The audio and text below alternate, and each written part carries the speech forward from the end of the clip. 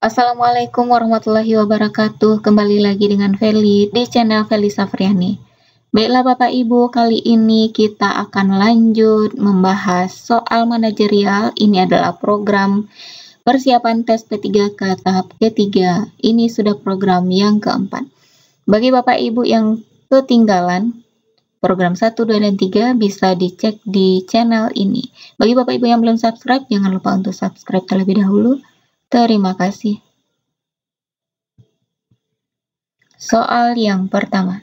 Saat ini, Anda baru 3 bulan bekerja sebagai guru pengganti mata pelajaran matematika yang mengajar sebanyak 5 kelas, sehingga jadwal mengajar menjadi padat, serta ditambah tugas non-akademik.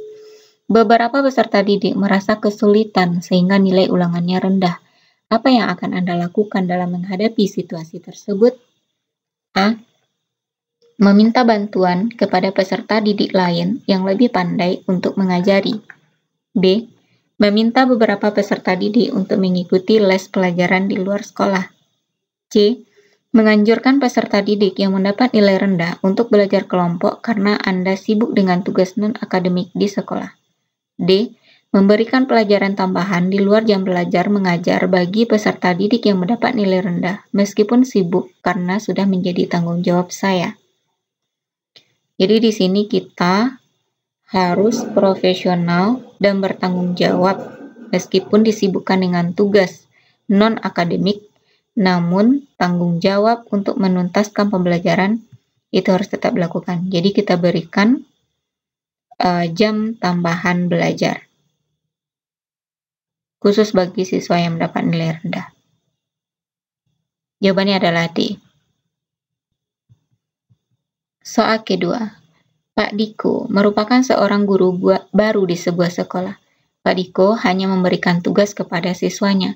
Setelah itu, kelas ditinggalkan begitu saja. Bahkan, suatu ketika Pak Diko memberikan siswa-siswanya pekerjaan yang sangat banyak namun tidak diperiksanya, sehingga membuat banyak orang tua siswa yang protes dengan sikap Pak Diko. Kasus di atas menunjukkan bahwa Pak Diko tidak profesional. Tindakan yang harus dilakukan Pak Diko adalah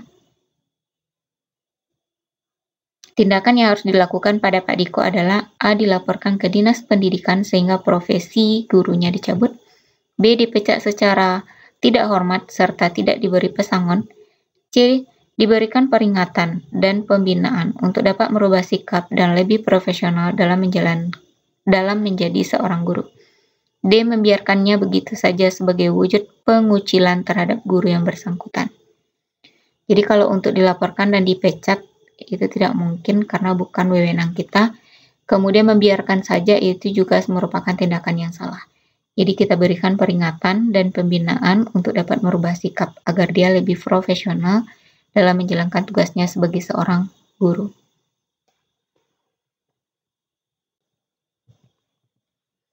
Soal ketiga. Bu Rani adalah seorang guru yang bertanggung jawab di suatu kelas. Untuk meningkatkan potensinya, ia perlu mengikuti beberapa kegiatan namun bersamaan dengan jam mengajarnya. Ia membebani guru piket untuk mengajar di kelas tersebut menggantikannya. Menurut Anda, apa yang dilakukan Bu Rani? A. Sudah tepat. Bu Rani memang harus mengembangkan dirinya, rekannya pasti memahami. B. Seharusnya Bu Rani fokus mengajar yang dipadukan dengan pengembangan diri, misalnya melakukan penelitian tindakan kelas di kelasnya, dan mengikuti kegiatan pengembangan diri di waktu libur sekolah. C. Bu Rani harus fokus mengembangkan dirinya yang terkait dengan tugas mengajar, karena jika Bu Rani berkembang akan berdampak positif bagi sekolah juga. D. Bu Rani harus fokus mengembangkan diri, soal mengajar bisa dibebankan pada rekan yang lain. Jadi untuk pengembangan diri, seorang guru memang harus melakukannya, namun tidak boleh mengabaikan tugas pokoknya sebagai pengajar. Maka jawabannya adalah B. Seharusnya Bu Rani fokus mengajar dulu. Jika ingin melakukan pengembangan diri, bisa dilakukan di kelas. Misalnya buat PTK yang melibatkan siswa di kelas. Sedangkan untuk pengembangan diri lain bisa dilakukan pada saat waktu libur. Soal keempat. Salah satu tugas piket adalah membuat surat keterangan pemberian poin dan pelanggaran bagi guru, staf, dan siswa yang terlambat. Poin pelanggaran tersebut jika sudah sampai pada jumlah tertentu akan dikenakan sanksi sesuai kesepakatan. Ketika Anda sedang piket, ada seorang guru dan anaknya, kebetulan anaknya ini sekolah di sekolah Anda juga, datang terlambat 30 menit. Sesuai aturan, jika terlambat 30 menit seharusnya diberi poin 30. Teman Anda tersebut memohon agar dia dan anaknya tidak diberi poin. Apa yang Anda lakukan? A. Memberikan poin kepada keduanya sesuai peraturan. B. Hanya memberikan poin kepada teman Anda dan tidak dengan anaknya. C. Mengurangi jumlah poin karena dia teman Anda. D. Membebaskan keduanya dari pemberian poin karena teman Anda telah memohon. Jadi di sini, karena statusnya adalah teman dan yang satu adalah anak teman, kita harus tetap menjalankan aturan sebagaimana mestinya. Jadi tidak ada pilih kasih. Jadi berikan poin kepada keduanya sesuai peraturan. Soal selanjutnya, tugas di sekolah dan di rumah datang silih berganti. Salah satu tugas belum selesai, dikerjakan tugas berikutnya sudah menunggu. Dalam situasi seperti itu, bagaimana reaksi Anda? A. Saya beruntung bisa bekerja dengan cepat sehingga semua tugas terselesaikan sepenuhnya dengan tuntas.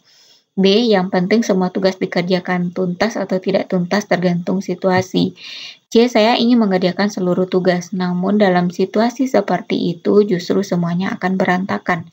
D. Saya hanya bisa bekerja satu persatu. Lebih baik beberapa tugas tidak dikerjakan sama sekali daripada meninggalkan tugas yang tidak tuntas.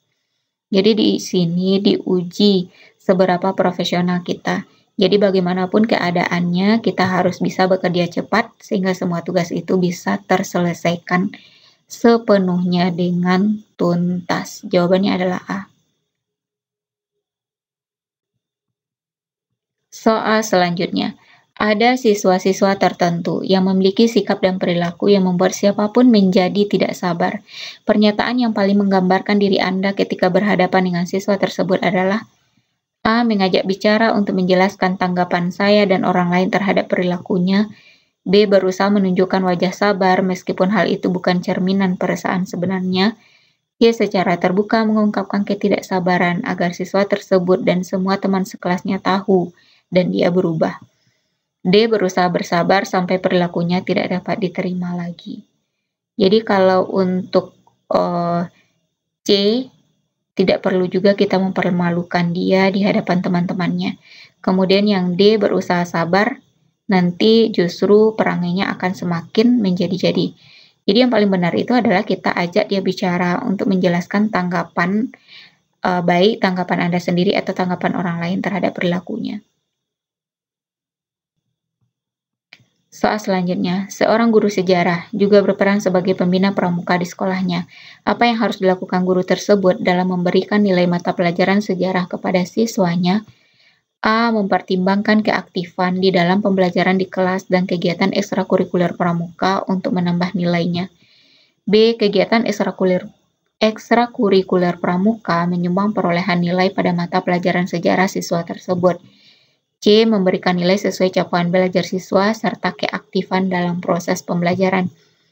D. Mempertimbangkan nilai capaian belajar, keaktifan belajar, dan keikutsertaan dalam pramuka dalam memperoleh nilai akhir.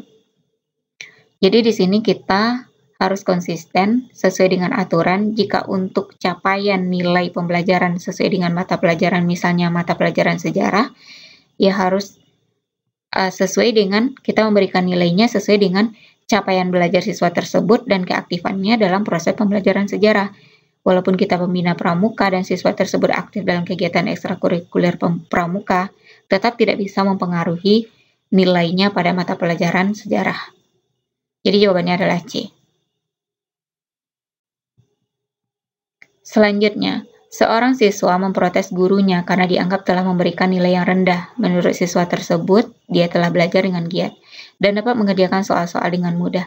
Beberapa temannya merasa kesulitan mengerjakan soal UH tersebut, justru mendapatkan nilai yang baik. Bagaimana sikap Anda?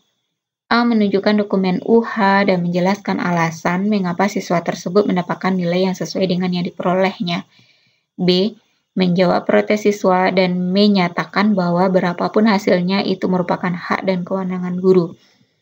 C. Daripada menimbulkan masalah, lebih baik guru mengubah nilai siswa tersebut menjadi baik sehingga dia tidak protes lagi. D. Menjawab protes siswa dan menyampaikan agar untuk selanjutnya dia tidak boleh protes lagi. Jadi kalau ada kasus seperti ini, kita tunjukkan dokumen UH-nya dan jelaskan alasannya mengapa dia mendapat nilai sebanyak itu. Selanjutnya, ada pelatihan tentang teknologi yang baru rilis. Kamu tahu, teknologi tersebut tidak ada hubungannya dengan pekerjaan yang kamu emban. Namun, pimpinan menginginkan kamu mengikuti kegiatan tersebut. Maka tindakanmu adalah A. Menolak karena merasa tidak ada manfaatnya. B. Menerima dengan senang hati dan mengikuti kegiatan tersebut dengan ambisius dengan harapan pimpinan akan memuji. C. Menerima dan mengikuti pelatihan tersebut dengan sungguh-sungguh karena sadar akan pentingnya pelatihan tersebut. D. Menerima dan menunjukkan pada pimpinan bahwa Anda adalah bawahan yang patuh pada semua perintah pimpinan. Jadi di sini kita harus tetap menerima dan ikuti pelatihan tersebut dengan sungguh-sungguh. Siapa tahu walaupun sekarang tidak ada hubungannya dengan pekerjaan, ada manfaat yang bisa kita peroleh. Soal terakhir, ada siswa Anda, dia berakhlak baik, memiliki prestasi belajar yang rendah. Saat ujian akhir, dia tidak mendapatkan nilai yang baik, sehingga terancam tidak naik kelas. Kebetulan, anak Anda sendiri memiliki prestasi belajar yang tinggi dan sebangku dengan siswa tersebut. Tindakan Anda adalah A. Membantu siswa tersebut dan menekankan pentingnya lulus ujian. B. Mengingatkannya pentingnya belajar dan meminta anak Anda untuk belajar bersama siswa tersebut untuk persiapan ujian. C. Meminta anak Anda untuk memberi contekan saat ujian pada siswa tersebut.